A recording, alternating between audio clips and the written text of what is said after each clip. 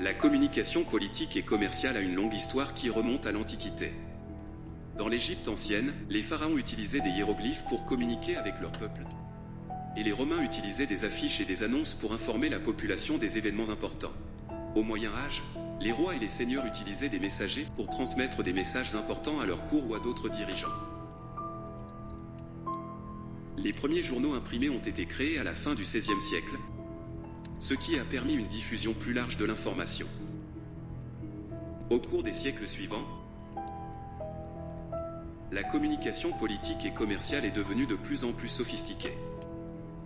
Les campagnes électorales ont commencé à utiliser des affiches, des tracts et des journaux pour promouvoir leurs candidats et convaincre les électeurs. Avec l'avènement de la radio et de la télévision, la communication politique et commerciale a pris une nouvelle dimension. Les politiciens ont commencé à utiliser la publicité à la télévision pour promouvoir leur candidature, et les entreprises ont utilisé des publicités pour vendre leurs produits. Dans les années 1990, l'Internet est devenu un moyen important de communication politique et commerciale. Les politiciens ont commencé à utiliser des sites web et des réseaux sociaux pour diffuser leurs messages.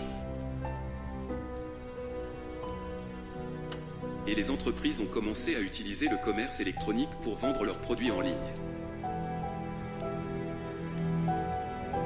Aujourd'hui, la communication politique et commerciale est plus importante que jamais.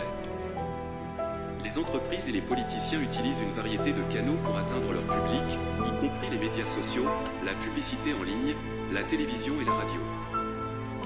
La communication politique et commerciale continue d'évoluer avec l'avènement de nouvelles technologies et de nouveaux médias, et cela continuera probablement dans le futur.